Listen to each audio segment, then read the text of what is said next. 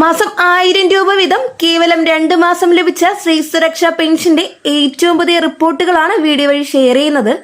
Channel ആദ്യമായിട്ട് കാണുന്നവർ subscribe ചെയ്യുക, വീഡിയോ ലൈക്ക് ചെയ്ത് സപ്പോർട്ടും തരാം. കഴിഞ്ഞ സർക്കാർ കാലാവധി പൂർത്തിയാക്കുവാൻ കേവലം 3 മാസം മാത്രമുള്ളപ്പോഴാണ് സ്ത്രീ സുരക്ഷാ പെൻഷൻ പദ്ധതിയുടെ ആനുകൂല്യം നൽകാൻ തുടങ്ങിയത്. ഇലക്ഷന് മുമ്പ് പരമാവധി ജനഭാഗങ്ങളിൽ നിന്ന് പിന്തുണ നേടുക എന്നതായിരുന്നു ലക്ഷ്യം. എന്നിട്ടും കേവലം 2 മാസം മാത്രമാണ് പെൻഷൻ ആനുകൂല്യം കഴിഞ്ഞ സർക്കാർ വിതരണം ചെയ്തത്. ഫെബ്രുവരി മാസത്തെയും മാർച്ച് മാസത്തെയും 1000 രൂപ മാത്രമാണ് ഗുണഭോക്താക്കൾക്ക് ലഭിച്ചത്. ഫെബ്രുവരി മാസം 1000 രൂപ വീതം ഏകദേശം 10 ലക്ഷത്തോളം പേർക്കും മാർച്ച് മാസം 1000 രൂപ വീതം ഏകദേശം 16 ലക്ഷത്തോളം പേർക്ക് ലഭിച്ചു. സ്ത്രീ സുരക്ഷാ പെൻഷൻ പദ്ധതി അനുസരിച്ച് BPL വിഭാഗത്തിൽപ്പെട്ട മഞ്ഞ, പിങ്ക്, റേഷൻ കാർഡ് എന്നിവയിൽ ഉൾപ്പെട്ട 35 വയസ്സിനും 60 വയസ്സിനും ഇടയിൽ പ്രായമുള്ള സ്ത്രീകൾക്കാണ് മാസം 1000 രൂപ വീതം പെൻഷനായി ലഭിക്കുക.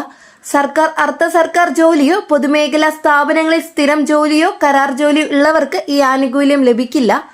ഈ പദ്ധതിയിലേക്ക് സംസ്ഥാനത്തൊട്ടാകെ ഏകദേശം 18 ലക്ഷത്തോളം സ്ത്രീകളാണ് ഇതുവരെ മാസം 1000 രൂപ വീതമുള്ള ധനസഹായത്തിന് അപേക്ഷകൾ സമർപ്പിച്ചിട്ടുള്ളത്.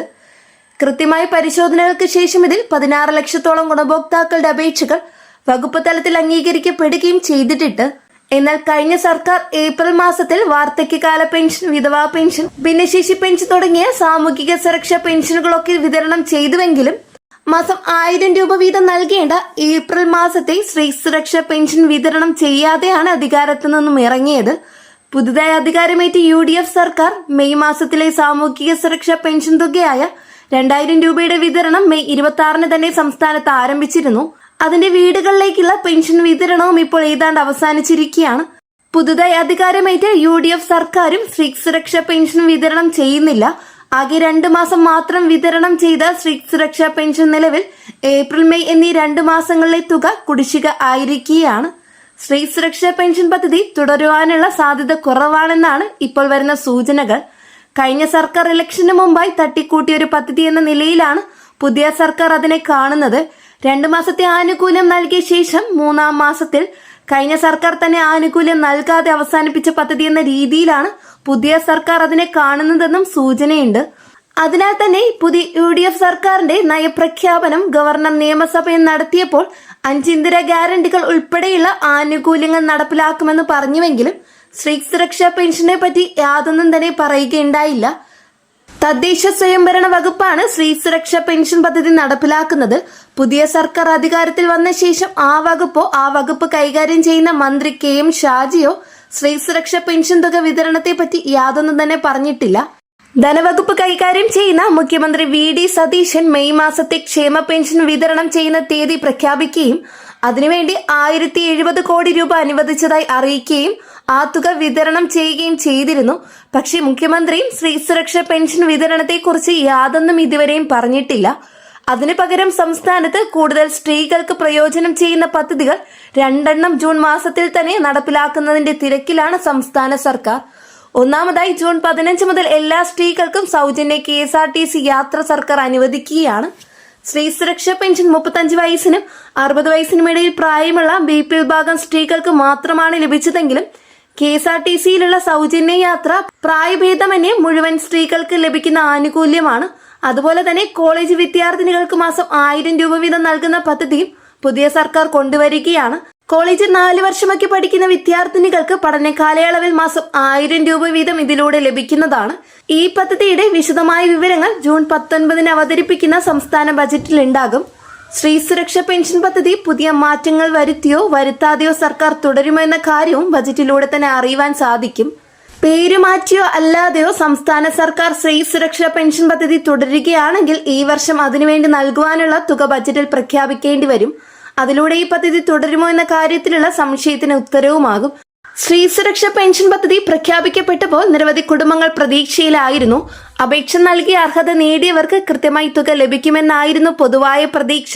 എന്നാൽ കാലക്രമേണ നിരവധി ഗുണഭോക്താക്കൾക്ക് തുക ലഭിക്കുന്നതിൽ കാലതാമസം നേരിടുന്നതായി പരാതിപ്പെടാൻ തുടങ്ങി. ചിലർ അപേക്ഷയുടെ നിലയെക്കുറിച്ച് വ്യക്തമായ വിവരങ്ങൾ ലഭിക്കുന്നില്ലെന്നും ചിലർ വിതരണം വൈകുന്നതിനെക്കുറിച്ച് ആശങ്ക പ്രകടിപ്പിക്കുന്നതായും വിവിധ വേദികളിൽ അഭിപ്രായങ്ങൾ പങ്കുവെക്കുന്നുണ്ട്. ഈ പദ്ധതിയെക്കുറിച്ച് സംസാരിക്കുമ്പോൾ ഒരു കാര്യം പ്രത്യേകം ശ്രദ്ധിക്കണം. സോഷ്യൽ മീഡിയയിലും യൂട്യൂബിലുമെല്ലാം നിരവധി വിവരങ്ങൾ പ്രചരിക്കുന്നുണ്ട്. എന്നാൽ ഔദ്യോഗിക അറിയിപ്പുകളും സർക്കാർ രേഖകളും പരിശോധിച്ച ശേഷമാണ് ഒരു വിവരം ഉറപ്പിച്ച് പറയേണ്ടത്. കാരണം തെറ്റായ വിവരങ്ങൾ ഗുണഭോക്താക്കളിൽ അനാവശ്യ ആശങ്ക സൃഷ്ടിക്കാൻ ഇടയാകും. ഇന്ന് പല കുടുംബങ്ങളുടെയും പ്രധാന ആവശ്യം രാഷ്ട്രീയ ചർച്ചകളല്ല, അർഹതയുള്ളവർക്ക് അവരുടെ ആനുകൂല്യം സമയത്ത് ലഭിക്കണമെന്നതാണ്. മാസങ്ങളോളം കാത്തിരുന്നിട്ടും തുക ലഭിക്കാത്ത സാഹചര്യങ്ങൾ ഉണ്ടാകുമ്പോൾ സാധാരണക്കാരായ സ്ത്രീകൾക്ക് അത് വലിയ സാമ്പത്തിക പ്രതിസന്ധിയാകാം. ചിലർ വായ്പയെടുത്ത് ജീവിതം മുന്നോട്ട് കൊണ്ടുപോകുന്നു, ചിലർ ബന്ധുക്കളെയും സുഹൃത്തുക്കളെയും ആശ്രയിക്കുന്നു, ചിലർ ചികിത്സ പോലും മാറ്റിവെക്കേണ്ട അവസ്ഥയിലാകുന്നു. ഒരു ക്ഷേമ പദ്ധതിയുടെ യഥാർത്ഥ വിജയം അതിന്റെ പ്രഖ്യാപനത്തിലല്ല, മറിച്ച് ആ പദ്ധതിയുടെ ഗുണം കൃത്യമായി ജനങ്ങളിലേക്ക് എത്തിക്കുന്നതിലാണ്. അർഹരായ ഓരോരുത്തർക്കും സമയബന്ധിതമായി ആനുകൂല്യം ലഭിക്കുമ്പോഴാണ് ആ പദ്ധതിയുടെ ലക്ഷ്യം പൂർത്തിയാകുന്നത്. സ്ത്രീ സുരക്ഷ പെൻഷൻ ഒരു സാമ്പത്തിക സഹായ പദ്ധതി മാത്രമായിരുന്നില്ല, സമൂഹത്തിലെ ബുദ്ധിമുട്ടുകൾ നേരിടുന്ന സ്ത്രീകൾക്ക് ആത്മവിശ്വാസം നൽകുന്ന ഒരു ക്ഷേമ പദ്ധതിയായിരുന്നു.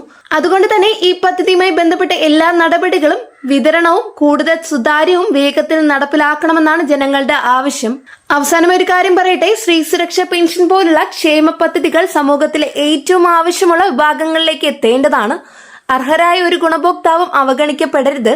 വിതരണം സംബന്ധിച്ച ബുദ്ധിമുട്ടുകൾ ഉണ്ടെങ്കിലും അവ പരിഹരിക്കപ്പെടണം. അപേക്ഷ നൽകിയവർക്ക് വ്യക്തമായ വിവരങ്ങൾ ലഭ്യമാകണം. ഏറ്റവും പ്രധാനമായി ഈ പദ്ധതി പ്രതീക്ഷയോടെ കാത്തിരിക്കുന്ന ഓരോ സ്ത്രീക്കും സമയത്ത് ആനുകൂല്യം ലഭിക്കണം.